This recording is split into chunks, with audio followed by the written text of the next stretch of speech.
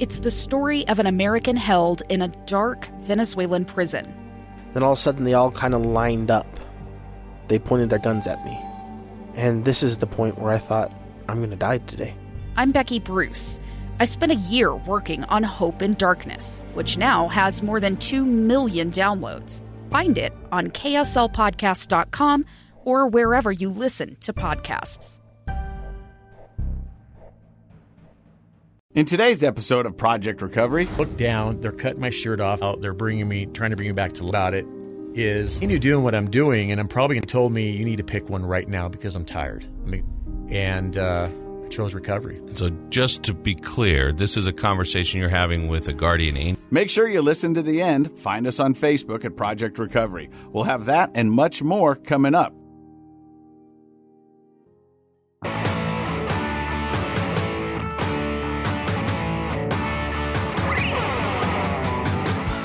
Hey, welcome to Project Recovery, a podcast about addiction, but more importantly, it's about recovery.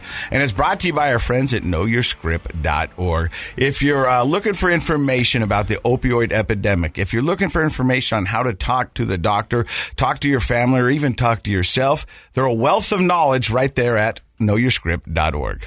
Do you need help learning how to talk to yourself? Sometimes I do. I think self-talk is important. I had something planned, but sometimes talking to yourself is important. No, I actually teach people healthy self-talk all the time. Because I think there's a lot of negative self-talk that goes through everyone's mind almost every day, whether it's in the gym or it's in the yard or it's in your relationship. You're just beating yourself up. I was talking to a good friend of mine last night, and he was realizing how much negative self-talk he does. And sometimes you don't even know you're doing it until somebody goes, hey. Those are called negative automatic thoughts. They just happen for years for most of us, and so those little gnats fly around, negative automatic thoughts. Well, you're a clinical psychologist, so you're probably a perfect person to ask this question. Yeah. Where does that start? Does that start from your parents? Does it start from an incident when you were younger? It's unlikely to start from one incident. It's usually having a lot of negativity around you. So children who grow up in an environment where sometimes parents are modeling a lot of negative self-talk of their own. Mm-hmm. And sometimes their voice, which is the child's external voice when they're young, becomes negative and puts the child down. It can also sort of happen organically by, people who are a little bit higher anxiety folks, just by nature. They can be a little more self-aware and self-critical. So when you're helping somebody do some positive self-talk, what are some of the things that you help them with? I mean, we got so many people listening to this podcast. Yeah. Let's give them a little takeaway. So you get them a mirror. I do that. I do that. I know you do. I do that. I talk in the mirror. Yeah. When I was drinking, the mirror talked back. I know. Yeah, those are good stories. So you don't. It doesn't work to just counter the negative self. If you're like, oh man, I'm an idiot. I'm not. I'm really smart. That doesn't work, right? Yeah, like the Stuart Smalley? Yeah. The Stuart Smalley positive affirmations. I know people love the positive affirmations, and there's nothing wrong with them.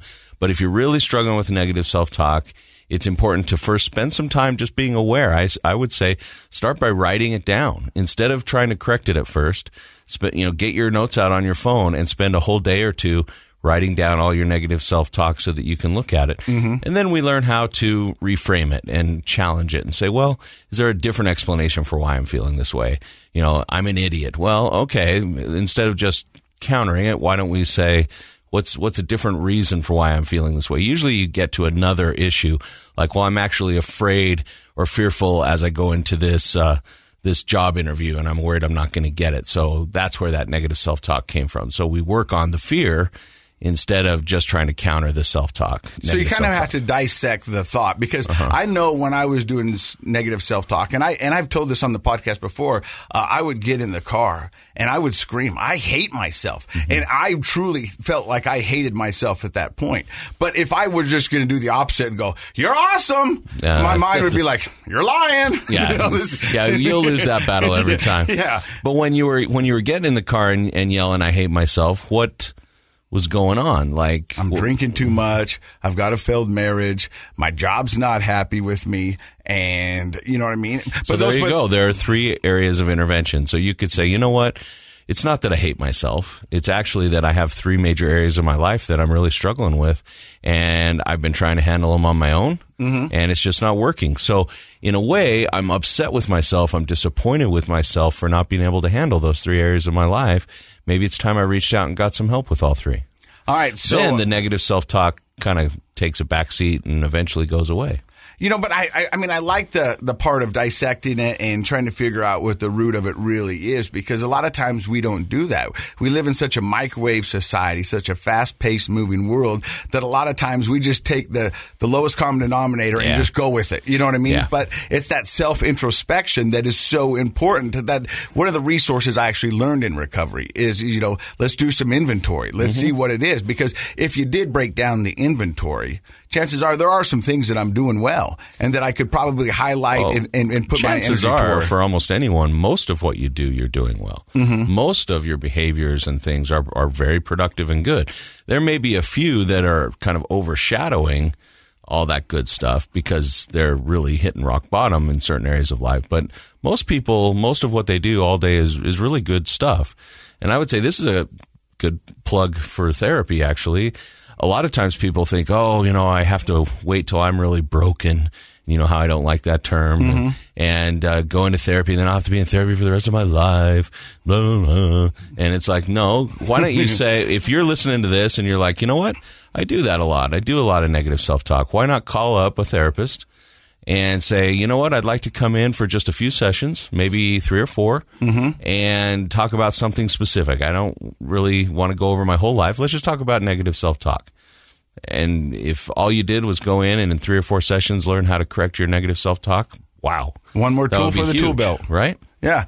My grandpa used to say, and he swore, but I won't do it because we're on the podcast. He'd say, 1 old crap erases 10 attaboys. And if you think about it, that's probably it's true. Yeah. I mean, you can go through your whole day and everyone go, attaboy, good job. But as soon as you hear, oh, crap, that you forget about all those attaboys. Kind of erases all the positive. And you focus on that. And that's what we do. And that's why it's so important.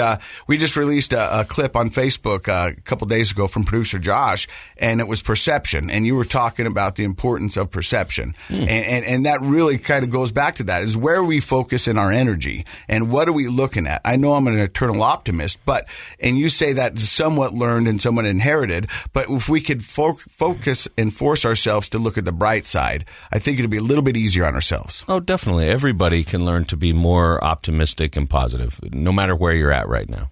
All right, I've got something for us today before we get to our guest. His name is Travis Whittaker. You might know him from Facebook and the Car Talk segments where he helps people share their stories. But I was trying to find something to talk about today for me and you. And here's 5 encouraging trends for the addiction treatment. These are 5 positive things that are going on in the recovery world right now. Okay. The number 1 is public perception is becoming more positive. Oh, I'd agree with that. And I think, even more so than the past couple of years. Every year it becomes more positive. I tell you, when I'm out and about and I'm emceeing events or I'm at my kids' dance recital or whatever, inevitably somebody will come up to me and we'll get to talking about recovery and how they're in recovery. And it's not like we're in the back hiding or... The stigma is fading because so many people are willing to open up and talk about their experience and then talk about all the good stuff they're doing in recovery. So I agree with that. 100%. And I think this podcast is one of those examples of where we probably the main one, right? Well, I didn't want to, okay, it is. Encouraging trends in addiction medicine. And this is saying that, there's a lot of stuff out there that can help you. And, well, I think the addiction medicine, one of the main contributions to that movement is that there's scientific research backing up and helping us understand why people become addicts. And it's not just the old-fashioned thought that it's weak morals, that you're a weak person, that you're just partying and giving it into, that sort of decadent life. That there are real reasons why, and then the addiction medicine. There are medical treatments that are available now to help with recovery. So yeah, this next one it might be controversial. It shouldn't, but in the recovery world, it is. It's harm reduction is working. And when they say harm reduction, that means something different to everybody in recovery. But what they're citing as evidence of that is like Narcan. You know what I mean? For people who are overdosing, this is the way to bring them back in there. People are going to have that. And another one is like a clean needle exchange. Right. You know, some people are going to be out there. They're doing what they're doing anyways. If we can help provide ways so they don't get more sick, a safer experience. And that's where it gets a little bit gray for some people. But for some people, sure. But that's just what they're saying. Another one is laws are more supportive than ever. And I think that's true. We've talked a lot about that on the show. You know, where it used to be just punitive. If you got in trouble, they would send you there. Lock you up. And they would make it hurt. Now there's resources inside the jail. There's resources through the drug court that they're going to help you. And the fact that there is a drug court. Yeah. Or the expungement process or a lot of these things. I remember the program you went through. 24/7. Yeah. Which is getting ready to launch statewide, which was a great way to help me become a productive member of society and allow me to have a driver's license. You can't get around, right? Yeah. I mean, it was like you're now increasing my responsibilities, but you're handcuffing me to my house. And they're using, I think, common sense and technology to be able to give a person an opportunity to earn back their right to work and their ability to provide for themselves and their family. And they're still holding you accountable for... But you're still very accountable twice a day. Yeah. You didn't go on vacation. You didn't leave the state for a year because every morning and every night you had to go in and blow and prove you weren't drinking. Yeah. And we're coming up on my 3-year anniversary of that. And we'll talk about that coming up in some future episodes because, I mean, thinking back over 3 years...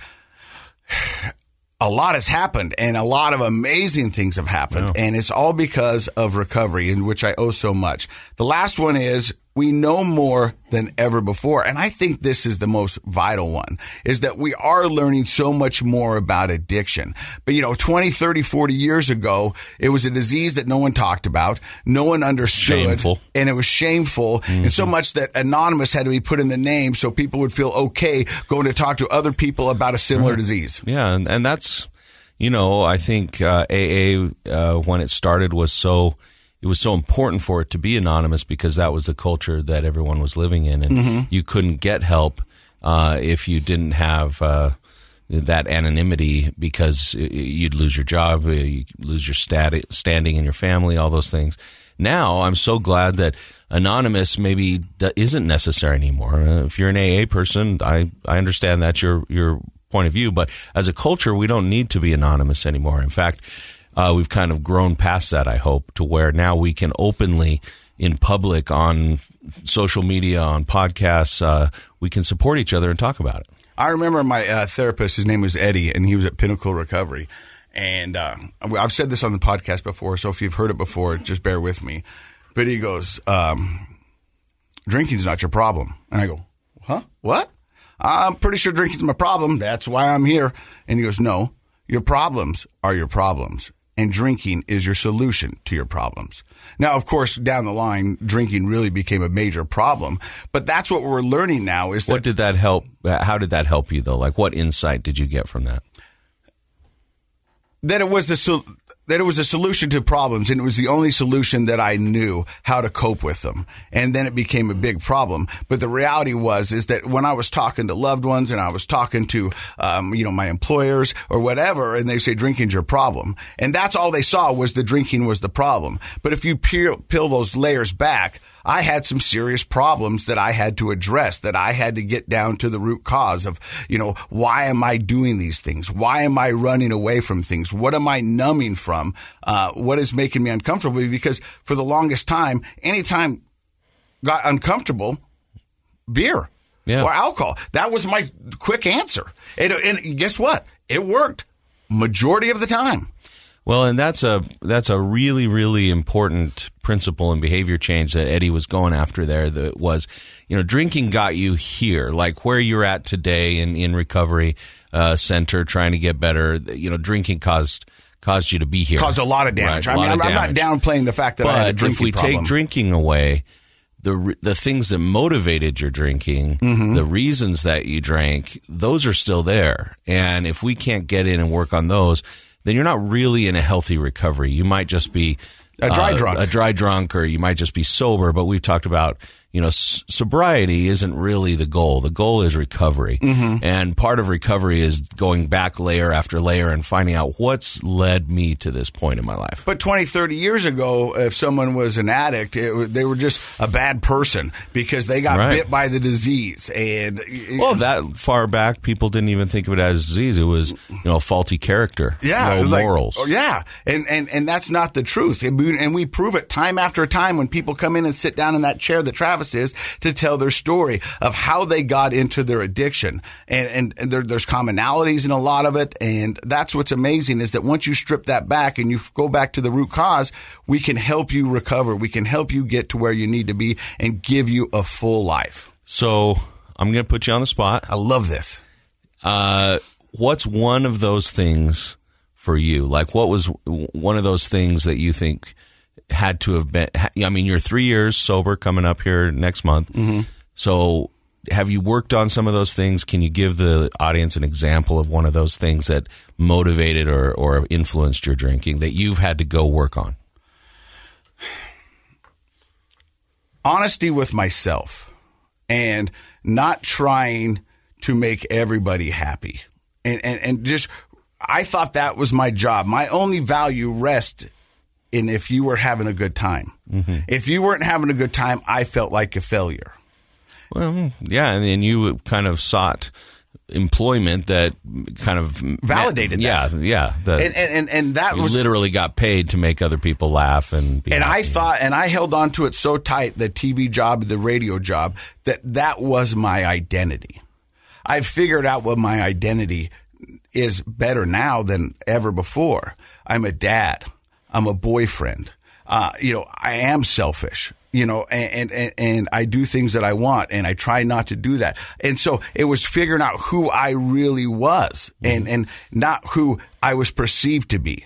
I crossed the line. I bought into the hype.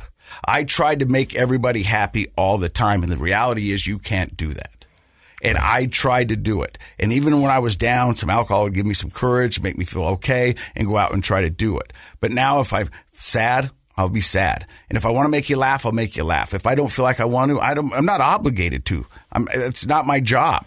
My job is to be the best dad I can, the best boyfriend I can, and the best person I can. Everything else is just extra, and it just makes it that much nicer. But I'm not required to do anything else. Yeah. Would you say then you're a more authentic person, a more authentic version of yourself now? 100%. I think I'm more authentic. I mean, I have bad days. I have good days. And you can let people know, hey, I'm having a bad day. Yeah. But I don't think you used to do that ever. No, I would always say, it's okay. It's okay. Like my mom says, if she ever hears me say it's okay again, she's going to blow a casket.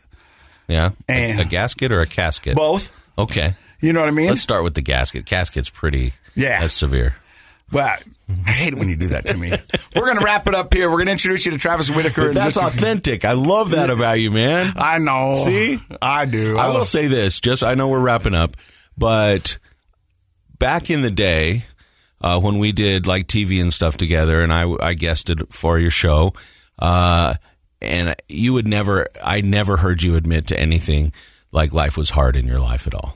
Oh, now, if we're walking in and out of the building and I ask you how it's going, you'll always give me a real answer. And I think that's a testament to what you're saying. I've noticed that. I the authenticity has happened. And I owe a lot to you. I really do. Well. I listen to you. It may not look like it, but I do.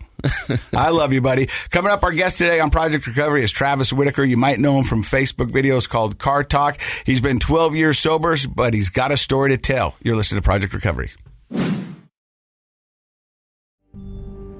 A gun in the face. Then all of a sudden, they all kind of lined up. They pointed their guns at me. And this is the point where I thought, I'm going to die today.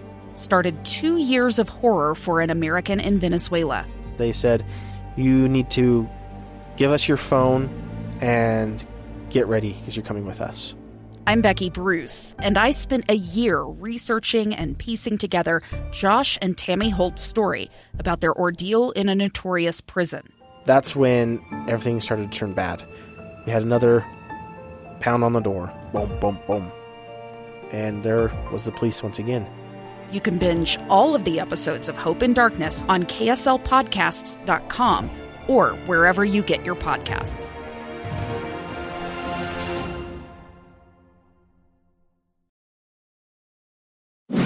Hey, welcome back to Project Recovery. I'm Casey Scott. That's Dr. Matt Woolley. He's a clinical psychologist. He's been here from the get-go. And would you say that you've learned quite a bit about recovery since the very first podcast? Oh, absolutely. Yeah, I think if you go back and listen to the first couple episodes, I make it clear that that's not my specialty. My specialty is, cognitive behavioral therapy, anxiety disorders, and things like that, which all ties into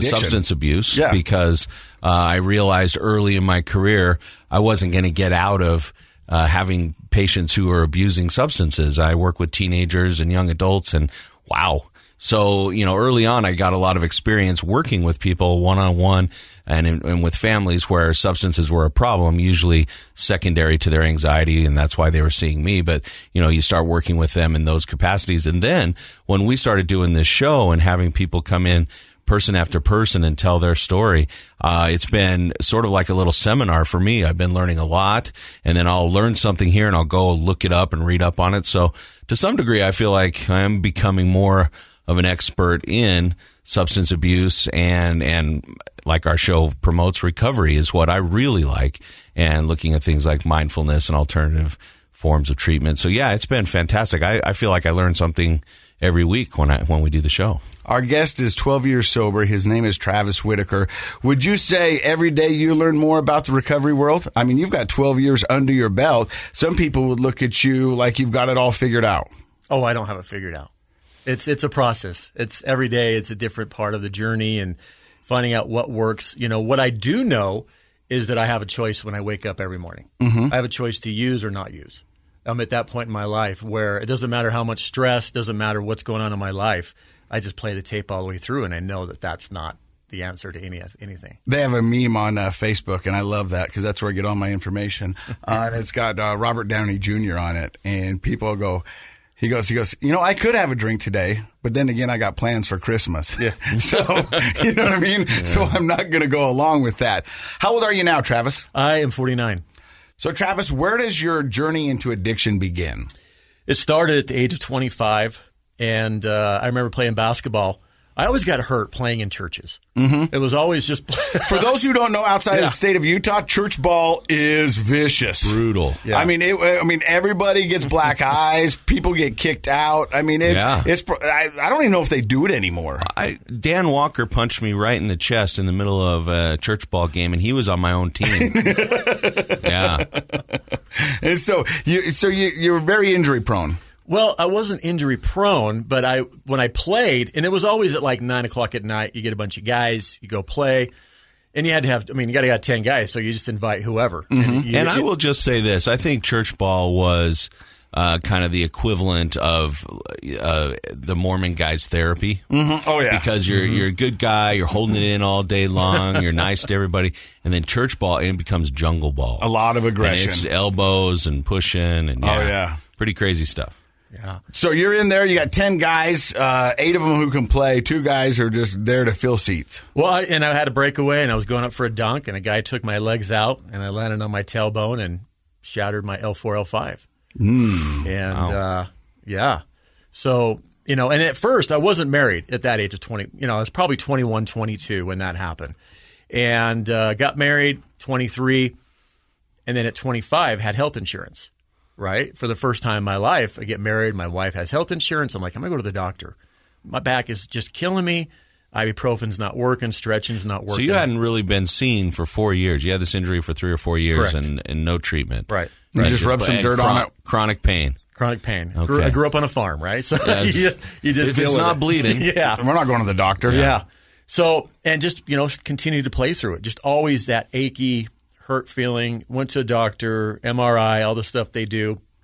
Told me about they want to do surgery. I'm like, I don't do surgery because there was all these, they want to put a rod in your back or they want to do this or go through your stomach. And I'm just like, I'm not doing that.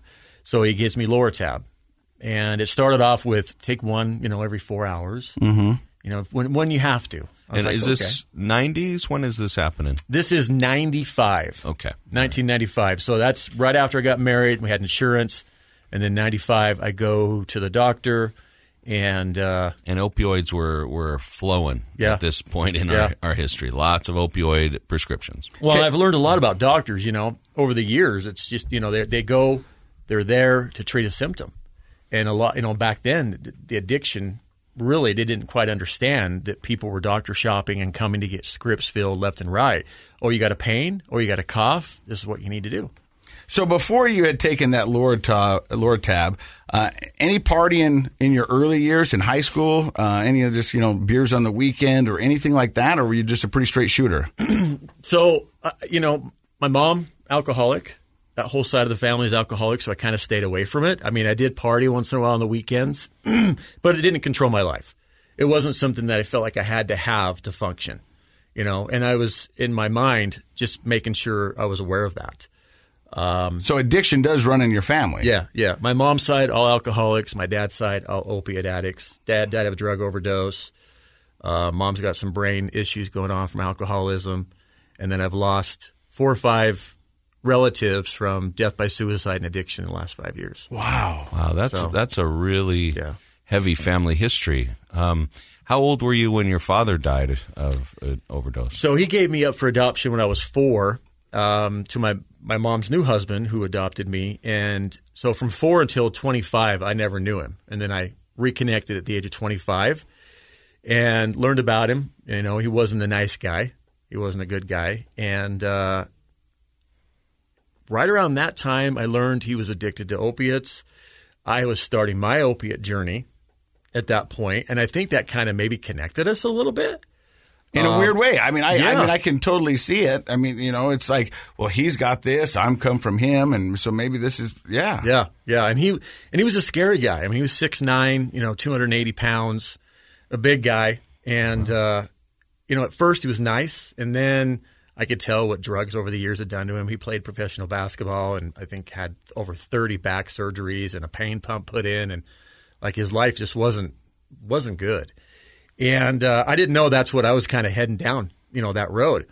So you say at 25 you get the first prescription of Lortab. Mm-hmm. They say take one to every 1 to 4 hours, depending on pain. And did you start out doing what they said? Started out doing what they said for the first 2 or 3 years. And then I think late 1997, Oxycontin was kind of introduced. I think it was originally come out for cancer patients, to have that long extended release. For those who don't know, Oxycontin, it was a time-released capsule, right? Mm-hmm. And so you could put it in, and it would keep you pain-free for 8 to 10 hours. I don't know. I've never taken it, but that's right? That's what it was created, because I was taking so much Lortab when I went to him that he said, let's try this. And as soon as I tried Oxycontin, I knew I was in for a ride. Really? It was that instant? It was 40 milligrams what he gave me to start with. And feeling that euphoric feeling all day long when you first start taking it, I didn't have any pain. I had energy. I could play basketball. I felt good. I was doing better at work at the time. Like I thought that was kind of... This was the missing piece. Yeah. And I had a lot of childhood trauma over the years that I truly believe led into my long use as an adult, which I didn't understand until I, found recovery and worked through those issues. But I grew up the generation where you just swept it under the rug and you didn't talk about it. Growing up in a kind of a farm community, people, you just didn't talk about it. You just swept it under. And I think it led into, as you were talking, Dr. Matt, about mirror work. I did a lot of mirror work in my recovery, and, I hated myself for a long time. But probably Oxycontin, first 3 or 4 years, probably 6 years into my 12-year addiction, I was okay. I was managing. I was functioning. I was high level. I had a job. I was going to sporting events. I was doing things. That's the bait and switch of addiction, because so many people who get in it for a certain amount of time, it works. Mm-hmm. Oh, it does what it's supposed to, and that's the thing is alcohol, it tricks you. So it is a bait and switch. It was like, hey, this is going to answer all these problems for you. This is going to help you do this better. And as you said, you were basketball pain free. You were doing better at your job. And the only thing that you were doing different was taking this little pill. And so why would you think that this pill is helping? Yeah. Yep. Well, and, just to kind of bring it back to the reality of it, you used the word identity. Part of your identity was being an athlete, and it sounds like basketball was a really important outlet in your life, an important part of who you were and what you did. And with that level of pain all the time, I'm sure there was, and correct me if I'm wrong, some sort of internal dialogue like, if I can't play basketball, like, what am I going to do in life? That's part of who I am, and it's my outlet. And if I can't cure this pain, I won't be able to play basketball. So I think if the listeners kind of dig deep and think, well, what's something in your life that's that important, that's that critical to how you function, what you do every day, now think about not being able to do it, you'd be really motivated to find a solution. And so, yeah, if you've got pain and that pill takes it away all day, shoot. How tall are you? 6'5". So can you imagine being 6'5" and having to tell people, no, I can't play basketball? I mean, the people do it all the time, but that was your identity. You were probably good at it. You're probably the first picked on every team because of your height and your ability, and then all of a sudden that's stripped away from you. Yeah. You were fighting to keep that there, right? Well, the dream was, I had an opportunity to go play for a semi-pro team in Washington State, Yakima Sun Kings. I was playing on all the pro-am leagues here and all of that stuff, and it really was my identity. And it was my identity from growing up because life was it wasn't normal, like men in and out of our house. My mom had different guys all the time. So I'd get attached to somebody and they'd leave. I'd get attached to somebody and leave. Basketball, you dribble it, it comes back. You dribble it, it comes back. So it never left. So it was part of who I was growing up. That was the one thing that I could always know I could go and do and get stress-free, right? And feel good about who I was as a person.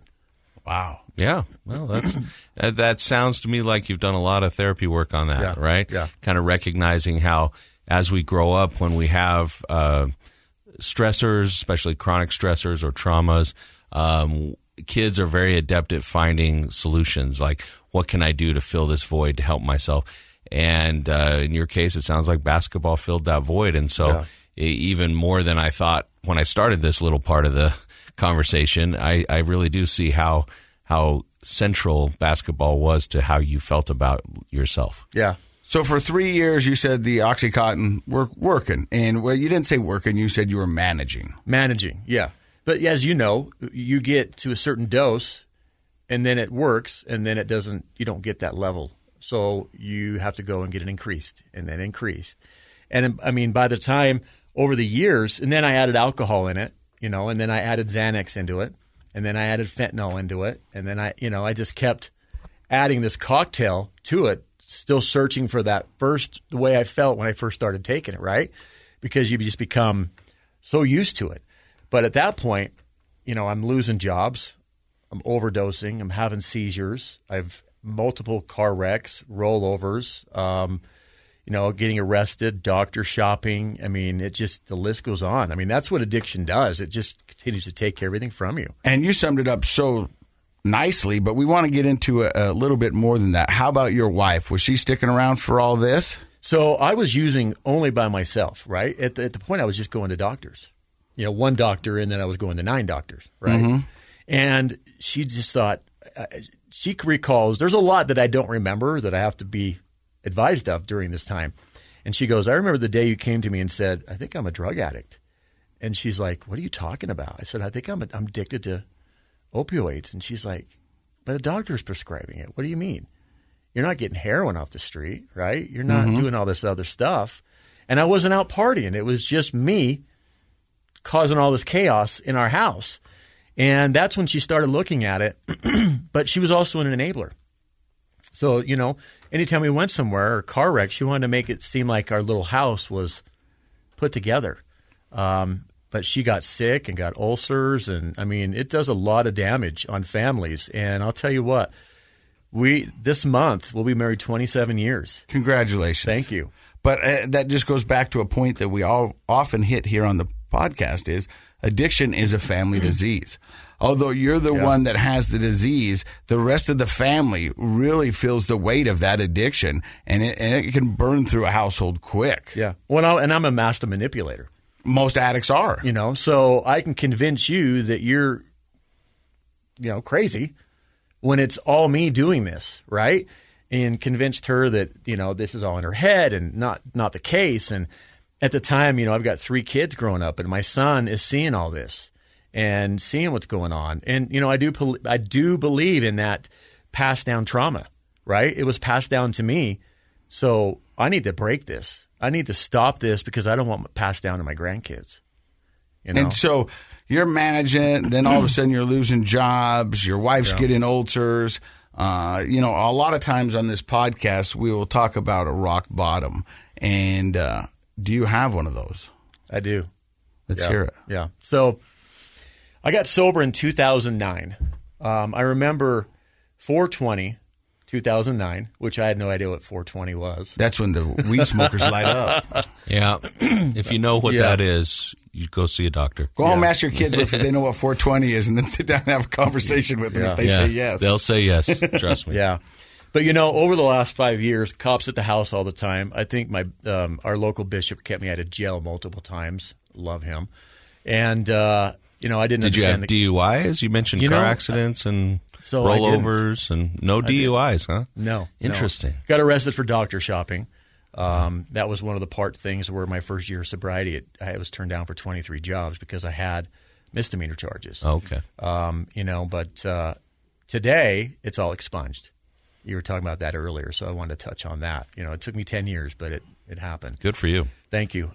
Wrecking cars, life is getting just completely unmanageable. And, my guardian angel was looking out for me, and I didn't understand each step. It wasn't enough for me. Getting arrested wasn't enough for me. Wrecking cars, overdose, and seizures wasn't enough for me, right? I figured I was going to die by the age of 35. I mean, that's what I thought. I just thought, this is my path. I don't know how to stop it. And isn't it crazy that you were okay with that? Yeah. You know what I mean? That's how bad this addiction is. And you go, well, I'm probably going to make it to about 35, so I might as well just keep what I'm doing. And the brain doesn't go, hey, maybe we can stop this. Maybe we can change our future. Yeah. Maybe we can adjust some things and get a little more longevity out of this. But we just go, okay. Well, and I also think that's sort of the natural outcome of chronic childhood trauma. And you mentioned having a lot of traumas and people tend to be fairly accepting and of their own demise and self-destructive even when they have trauma because people often feel fairly worthless by the time they get to adult life. And so that just fuels the use, right? If I feel useless and if I've kind of gone through all this trauma, life is overwhelming for a person in those situations, then escaping it, numbing it, feels good, and it pales in comparison to things that would normally make a person stop and have that conversation you were just talking about, Casey, where it's like, oh, I wrecked a car, but I'm going to die by the time I'm 35 anyway, so it kind of makes sense that this is happening, and we just keep using and using. So you had multiple what people would call rock bottoms, but they weren't enough for you. Yeah, I was still digging. Yeah. We got up. So in 2009, I remember the pharmacy. So I called my doctor. I needed another prescription of Xanax, right? So they called it in. I show up to the pharmacy, and I guess I had one refill plus the new one, and they gave me both, 120 each. So here I am, full-blown addiction, and they give me 240 Xanax. I mean, I was like, in my mind, holy hell. You won the lottery. I'm in seventh heaven, right? And things were not good at home. At all, of course. And my wife was keeping it together, taking care of the 3 kids and working and taking care of the house. And I'm just blowing everything up. I mean, literally. And so we're arguing. And over a 3 or 4 day period, I took all 240 of them. Whoa. Wow. Yeah, I was up to 400 milligrams of Oxycontin a day. I mean, it just, enough wasn't enough. Yeah. It was just, and I remember I got behind the wheel of a car, and I guess I threw some clothes in the back, and I guess I was heading out to Wendover. I don't know what I was doing, but took off. And I think it was about 1 a.m. on 4/20, and I do remember I had the cruise on 120 and the window down, and the music just cranked. And I was probably, like you were saying, Casey, yelling at myself, right? Because addicts hate themselves when we're doing this. We just don't know how to stop. And I guess I rolled the car multiple times. I thank God every day I didn't have anybody with me and I didn't hurt anybody. And Jaws of Life took me out of the car, and then they took me to the Tooele Hospital. And I remember this vividly, that I was looking down at myself. And I get a smack in the back of the head, and I just don't know what. Like, what? I look over, and it's my guardian angel. And I look down. They're cutting my shirt off. They got the paddles out. They're trying to bring me back to life.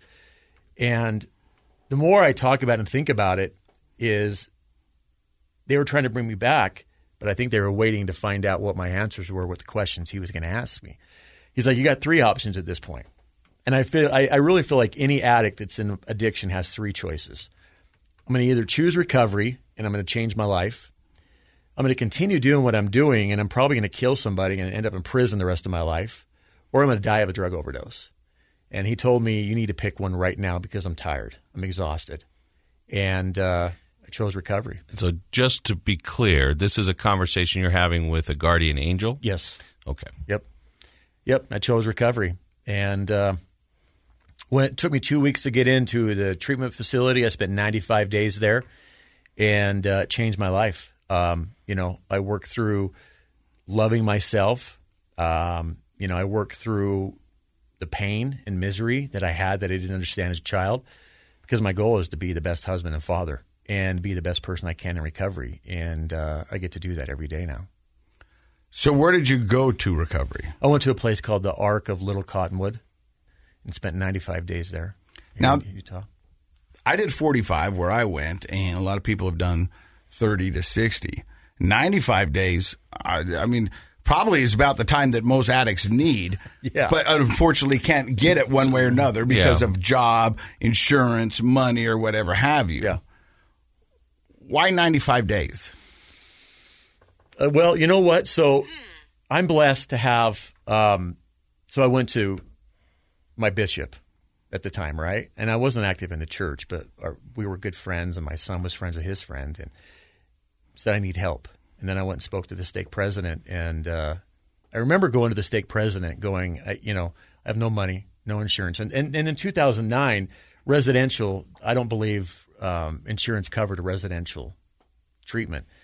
And I remember sitting and looking, and I just said, he goes, why do you want to, what's your purpose? And just for listeners that may not be familiar, so in the LDS or Mormon church, there are church leaders that are assigned over geographical areas. Congregation. So the bishop would be the ecclesiastical leader of that congregation, and then the stake president would be a leader who has stewardship over several congregations. So these are people that are in charge of the church in your area, and a lot of their responsibility is to help members with a variety of things, including welfare types of things. So and also kind of the sacred funds that they have. The funds, and the funds can help families who can't pay their mortgage or have health care problems, but you have to go in and kind of talk and explain why you need that help. Yeah, and I remember sitting down with the stake president and just talking with him, and I said, I'm not done. There's more to it. I got to, be a father and a husband. I need to turn my life around. I need to share my hope and experiences with others that have been down this path. And I remember him looking at me going, there's nothing I wouldn't do to save your soul.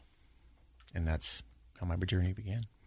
We're going to find out more about his journey. You're listening to Project Recovery right here on KSL. Welcome back to Project Recovery. We're here with Travis Whittaker. He said in 2009 he found sobriety at the Little Ark. Is that correct? The Ark of Little Cottonwood Canyon, yep. Close enough. And while you were there, what kind of modalities did you use to find recovery? Like, I know for myself, mindfulness, meditation, I really vibed with, and exercise as well. And those seem to be my 3 pillars that my recovery is based on. And throughout this podcast, we like to highlight certain ways people found their recovery. Now, a guy who has got 12 years like you, which is amazing. Congratulations on that. What are the things that really kind of were aha moments in your recovery? Well, and to answer your first question, so 12 steps was a big modality, that equine therapy, exercise, and I actually found yoga. There was a DVD in the basement, and I remember putting it in one day, and I started doing stretching. And the next thing you know, next week I got everybody down there doing stretching, doing yoga, which actually changed my life and actually helped my back. You're one of those? It actually changed my life and allowed me to actually get back into sports. I love yoga, and I think yoga does amazing things. But my problem with yogis are they say it fixes everything. Well, I'm not surprised that you clicked with that because you're an athlete. And yoga is like a very active meditation, right? Like there's a lot of meditation involved with it. But people who are athletes, they live in their body. And if your body's not feeling good, they don't feel good. And so I'm not too surprised with that. But talk about the equine therapy, or don't go look it up, horse therapy. That's a first person to come on the show and talk about that. So the other night I sat down with my kids and we were watching 28 Days with Sandra Bullock. Uh-huh. And that's when she goes to recovery. Oh, yeah. Probably not the best show to watch with my kids. I haven't seen it. But they did some... I thought you were talking about 28 Days Later, the zombie movie, which that had my attention. But they did some equine therapy, and it's amazing to see how an animal can react of the kind of positivity or negativity that you're putting off. Isn't that kind of somewhat of it? Yeah, it is. And, it's that trust thing is a big deal. And, horses are amazing. And animals are amazing when it comes to healing process, whether it's a horse or a dog, to be honest with you. It's a big deal. And equine, I think more and more people are starting to do that now with the equine. But it's one of those things in recovery. You got to find what works for you because it's not one way. It's, See, to me, recovery's a buffet. Yeah. And I'm grabbing my tray and I'm going to walk down and I'm going to pull the things off the counter that work for me, that make sense to me, that my taste palates go, yeah, this is cool. Yeah, I can do this and I can sign up for this. And so what about the 12-step? Because we've had a lot of people here and, I've often said that I'm not a 12-step guy, but I'm not going to talk smack on 12-step because it's done a lot of good in the community. What do you like about the 12-step? I like that it's a process. And you have to work through every different thing, admitting you're powerless and going through, step 4. I mean, it's just a process. And I think that being accountable is something that's a big deal, and going back and making amends. For me, making amends was probably the best thing, to go back to my wife and say, everything that you called me out on was 100% true. And she was cool with that? Absolutely. Well, we've done a lot. We've done a lot of work. I'm 12 years. I can imagine. Did you ever have anybody who said, "Nah, I don't want to hear it"? No. I mean, the first few years, my son. I'll be honest, and because I'm the type of guy that's like, it's about me, right? Most addicts are. It's about me. Let's hug it out and let's end it. I apologize for hurting you, and then you think you're going to just hug it out, but it took a long time with him. He wanted nothing to do with me, and I had to realize it's not about me. I'm here when you're ready, and I had to learn that in the 12 years of recovery. And this is probably at about year 6. My wife and I split up for a year, during my recovery because she wasn't fully healing at that time, and I think that's a big thing when we talk about the recovery journey. It's a process for everybody. I am a new, improved person. I will never be the old Travis. There are some traits from the old Travis, but I'm new and improved. So, we can't bring up the past and use it to try to bring somebody down. You got to move through that. And I think that's why a lot of relationships don't work. If you really love each other, you got to figure out a way to work through it. We had, I think it was Lizzie Dankers, and she was on one of the earlier podcasts. Go back and listen to it. It was a very good one. But her husband went into recovery with her. He wasn't an addict because their therapist told them at the time, she's going to grow up and out. And either you grow up and out with her or you grow apart. And so he loved her enough and said, I'm in. And that happens a lot. And I think a part of that process also is the damage, the trauma that's happening to the people around the addict. So like you said, your son, your wife, immediate family members are so chronically affected by your use. And like you said, addicts tend to focus on themselves. I think you've even said before, Casey, that you used to say, well, what do you care if I'm drinking? Like, it's just me. What do you care? It's my body. Yeah. It's my life. I'm not doing this to hurt you. I think I know it's a step of real insight and personal growth when the addict who is now in recovery realizes even the recovery isn't all about me. I have to be patient with my family members, they need help and support too. It's not just the addict that needs to go to treatment. It's the whole family. Even though they weren't using, they were traumatized by the use, having your father, your husband, be so chronically out of your life and unhealthy and causing damage and scary events for a child to know that, where's the car? The car got wrecked last night. Dad was in a car accident last night. The car's been towed away. You may not think that's a big deal because as an adult you might think, well, actually I can dollar and cents that in my mind. Okay, what do we do to get a new car and blah, blah, blah, because you can abstract, what that means and you're okay. For a child, something like a car, that's part of the family's stability. What are we going to do? They don't know how to handle those things. That puts them in a traumatic situation and a very insecure situation. Is Dad going to be okay when he drives away this time? And that's that daily stress on a child's mind. And so it makes a lot of sense that when an addict gets into recovery and says, okay, I'm okay now. We're all good. We're a happy family again. Yep. Other people in the family push back and say, I'm not okay. Because so much attention is given, and rightfully so, to the addict when it comes to that point. It starts there, sure. It has to. But I went to recovery with this guy, and he'd been to 3 recoveries. And I said, what did you learn on the first one? And he goes, that it's all about the family. He goes, because I went in for 30 days. I came back, and I said, hey, Dad's home. He's fixed. Everything's good. And everybody was standoffish. And they go, we understand that you're good and you're a good place. But we need our own time to heal, and we're not good because we were so focused on making sure you didn't die and burn up everything we have that we didn't stop and take care of ourselves because you needed it more. And so now we need to heal. And that's not what he wanted to hear, so he went back out again because he thought just by getting sober, everything was going to be fixed. Yeah. And that goes to your point that you're 12 years sober. But you separated from your wife after 6 years into sobriety. Right. And so, that must have been a mind blower. You know what I mean? To be like, wait a minute, I'm sober now for 6 years, and now you want to bolt? Well, it's funny because when I was in addiction, it was getting really bad. It was all, how's Nancy doing? She's amazing. She's keeping things together, right? And then I get sober. It's like, oh, look at Travis. Look at the amazing things he's doing. And it's no longer about her at all. So she's lost in the shuffle. She's not worked really through her issues. And now here I am doing well. And it's like, well, what about us now too? And I get that. Mm-hmm. And, I do a lot of work with families. And I think that's really important because we need to stop that from continuing. I want to make sure that when I got sober and when my wife and I worked through it, like I had signed divorce papers. I was to the point where I'm like, I want you to be happy. I want you to keep everything. I will start over. You and the kids are more important. I've done all this damage.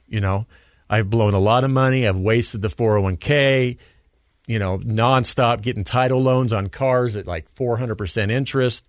And the family would come in and save us every time. And I was like, I want you to be happy. And then over that year and a half, her mom died, who we were all real close with. And probably 30 days or 60 days after that, her brother shot himself. And he was a prison guard at the Utah State Prison. And nobody had any idea there was any mental health issue or anything going on. It was just a surprise. And it kind of brought us back together where she's like, you know what? I love him. Like, life's short. Let's see if we can figure this out. Because over that time, I kept trying to ask her out on a date. I'm like, I want to see you. I see you. And what you learn in recovery and in long-term recovery, it's not about the words. It's about the actions. Mm-hmm.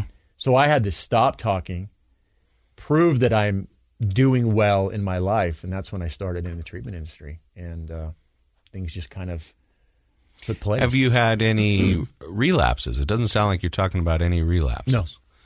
Wow. No. What do you attribute that to? Getting well. But staying well. How did you stay? How have you stayed well? What do you do? Are you doing something to maintain your sobriety? Are you still working the 12 steps? I don't know how this 12 steps works. Yeah. Is there like a... I don't continue to do the 12 steps. How do I stay sober?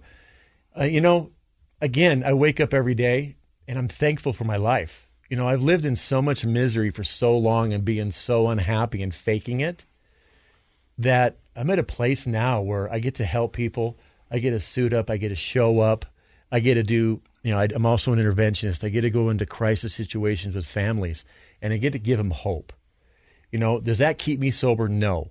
But I get to show up for other people, and I get to be a good person today, and my integrity is everything to me.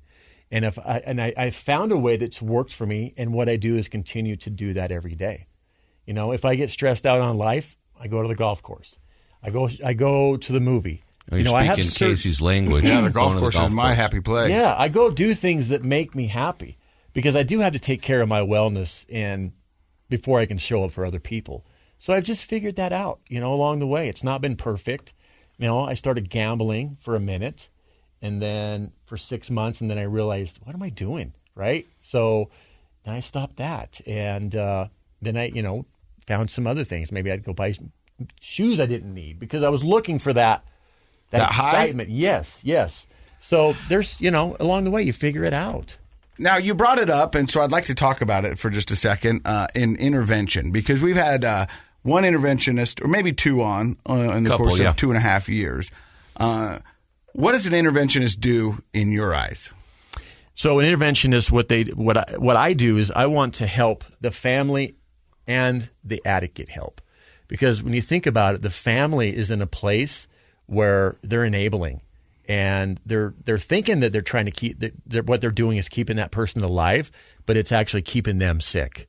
So I want to come in. I want to get, and the first time I get a phone call, and I get the family dynamics, and I understand the situation because everybody just thinks, oh, Bob, who's a heroin addict, is the problem, right? Well, where's Bob living? Well, he lives in the basement. Okay, he's 35 years old, lives with his mom. Mom's paying for everything, buying the heroin. He's not have to be responsible. I have to get the family on board to understand that they're part of this problem. And if I'm going to do the intervention to offer your loved one help, I need you to get help. Whether it's you go to a week away to a program and learn about self-care and boundaries and addiction and enabling, there has to be something, because if you get the loved one help, they come home to that same situation, nothing changes if nothing changes, right? I love that one. So you're right back, and I think that's why we see a lot of relapse. When somebody comes home, they're either thrown back into the fire of who they used to be, or they're coming back to an unhealthy relationship or to the same situation they left from. So it's, as you talked about earlier, Casey, the family dynamics has to be involved in all of this. How do you do that, though? I mean, you're walking into, so just so people know, an interventionist is walking into one of the more difficult times in this process, I think, where you probably have one or more family members who've reached out. We have a loved one who's an addict. They need help. So you're probably talking to an addict who is going to be resistant because they haven't usually sought, the help. And then you have family members that have a misconception about why this person's an addict or what's keeping them in their addiction. And they can get defensive quickly, I would assume, when you tell them, hey, by the way, you guys are part of this process and need to go get some help. So how do you manage all of that? That seems like a tall order. Yeah. You know what? I think being real and honest, because this disease, wants to kill us, and it wants to take everything around you away, right? And, it's several phone calls at first and some Zoom calls and getting to understand the dynamics and the family and just kind of what's going on and learning about the childhood. I mean, I have to get all of the information. And then it just comes down to really, you're helping kill them. Are you ready to bury them? I mean, that's the honest truth. And do you say it that plainly to them? I absolutely do. How do they usually respond to that? They respond and go, I never thought of that.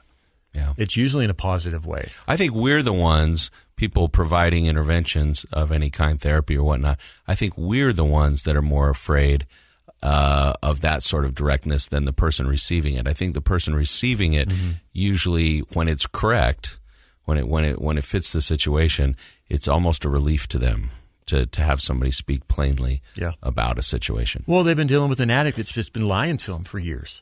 They don't know what's going on, and I tell them, I'm going to come in, I'm going to tell you what we need to do, I'm going to tell you how it needs to be. Like, I'm not here to be your best friend. I'm here to help change your life and get your loved one help and get your family dynamics back on track. And I think sometimes when people call an interventionist, they want them to show up and validate what they've been doing.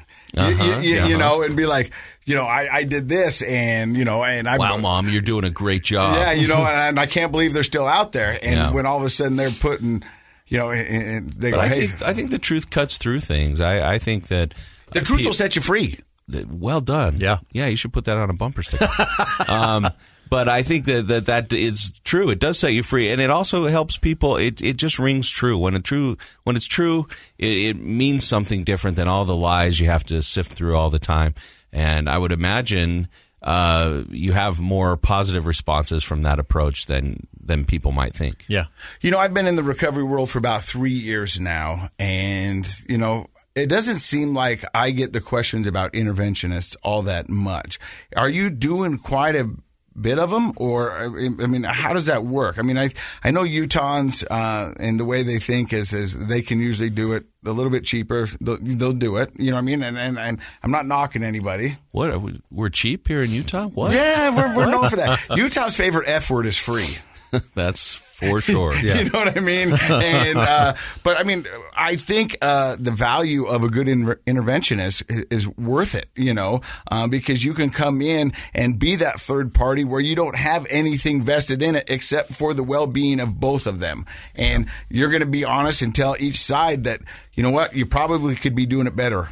Well, it's like, you know, I tell people you need to go to therapy. You need to go to couple therapy. What you're doing together is it's not working.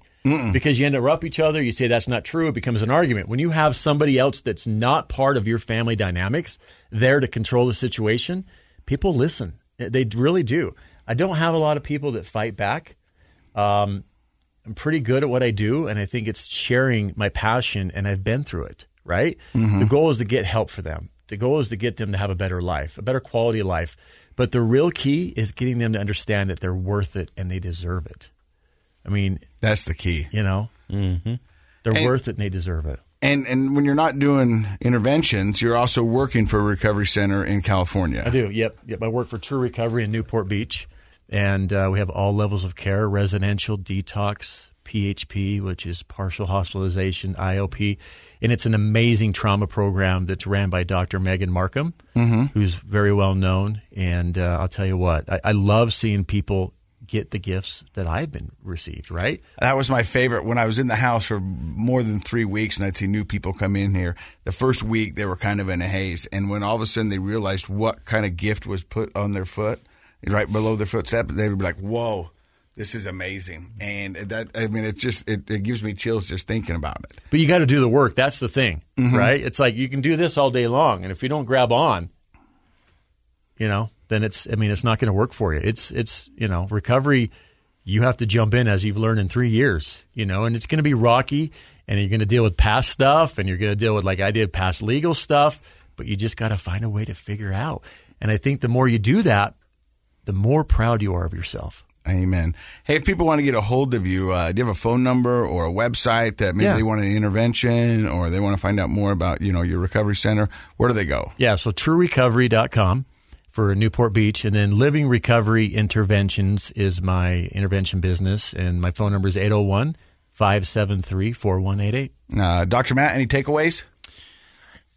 So many, actually, but the one that keeps coming back to me that we haven't really talked a lot about is know your family history. You have this really prominent history of addiction in your family, and if people knew more about their family history of addiction, if they talked about it when kids are young and growing up, I do think that that's a type of prevention that can help people make better choices, or be like our sponsor, Know Your Script, teaches us to know how to talk to your doctors when you do have an injury and you do need pain management.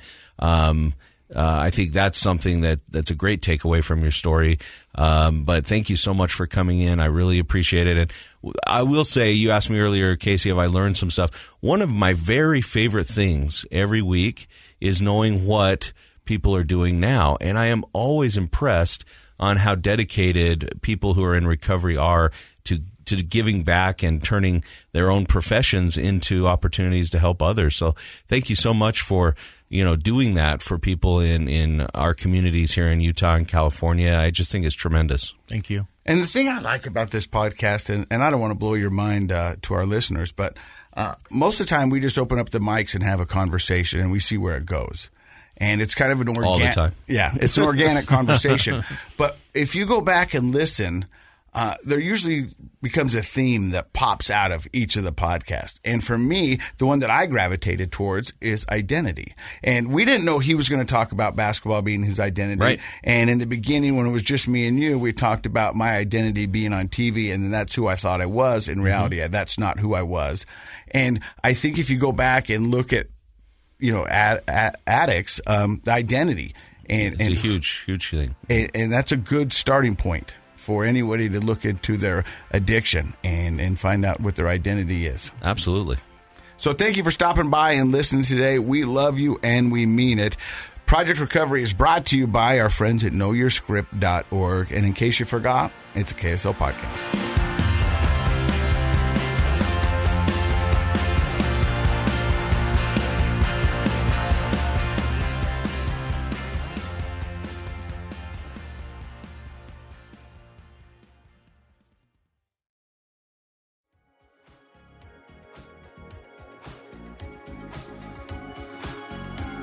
The contents of this program are for informational purposes only. The program is not intended to be a substitute for professional medical advice, diagnosis, or treatment. Always seek the advice of your physician, licensed therapist, or other qualified health provider with any questions you may have regarding a medical condition. Never disregard professional medical advice or delay in seeking it because of something you've heard on this program. KSL does not recommend or endorse any specific tests, physicians, products, procedures, opinions, or other information that may be mentioned on the program. Reliance on any information provided on the program is solely at your own risk. I'm Dave Cawley, investigative journalist and host of the podcast Cold. In October of 1985, a woman named Cherie Warren left work at a busy Salt Lake City office to meet her estranged husband at a downtown auto dealership. She never made it home. Cherie's car surfaced weeks later in Las Vegas. In the parking lot of a hotel casino. No one knows how it got there. Strange. It was strange. Both Cherie's estranged husband and her boyfriend raised suspicion for investigators. I kind of thought that he might have done something. But no arrests were ever made. In Cold Season 3, we dig into double lives, make new connections in the case, and examine the difficulty raised by reasonable doubt. We want answers just as much as anyone else. They have creeps like that now too, so nothing's changed. That's the new Cold Season 3, The Search for Cherie. Now available anywhere you get your podcasts.